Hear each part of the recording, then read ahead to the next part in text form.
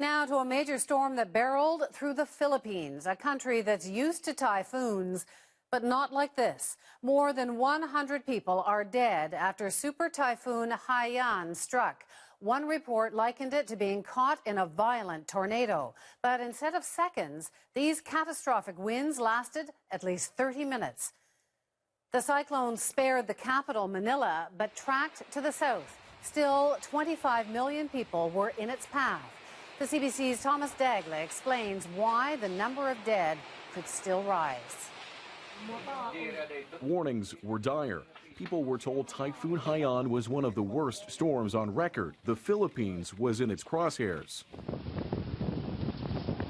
And it was a killer, with wind gusts topping 275 kilometers an hour, ripping up trees and flattening homes.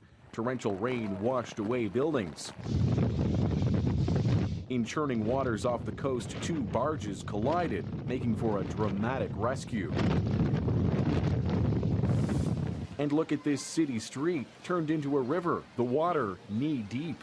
Nearly 750,000 people were forced to flee their homes. The typhoon knocked out power and cut off communication. That's making it hard to find out who's safe and who's not.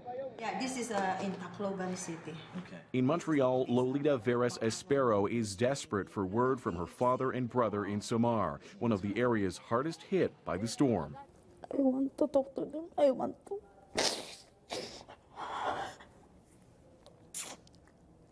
Even one of them, I'm happy if I contact them.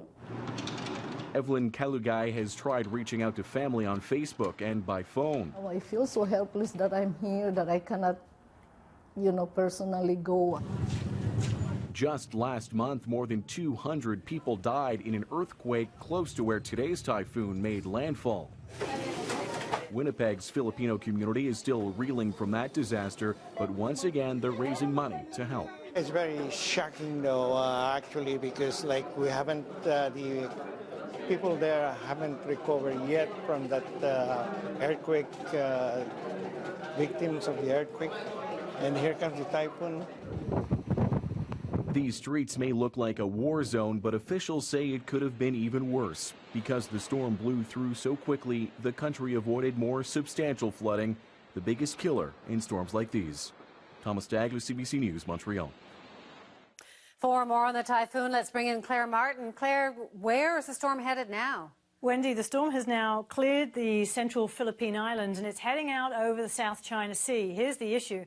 That water is still quite warm, so it's not going to get any less intense as it crosses over the water. Okay, let's take a look at the latest track. It's now been downgraded to a typhoon, the equivalent of a Category 4 status, and by the time it makes its way up towards Vietnam, and this is just north of Da Nang, it's still going to be carrying wind strength of around a Category 3 status. So despite the fact it is weakening somewhat, it is still an intensely powerful storm. Yeah, it's been called possibly the strongest storm to ever hit land. Why don't we know for sure? Well, okay, this is where it gets kind of difficult. We can't work out the intensity of this storm unless we put data packs inside the storm, which is what we do with Atlantic hurricanes.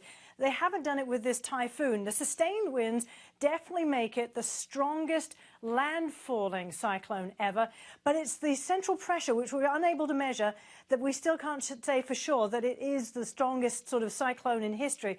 Nevertheless, it's an incredibly powerful storm, and it's yet to hit Vietnam. Wendy? Thanks so much, Claire. You're Claire welcome. Martin, and we will check in with you again later.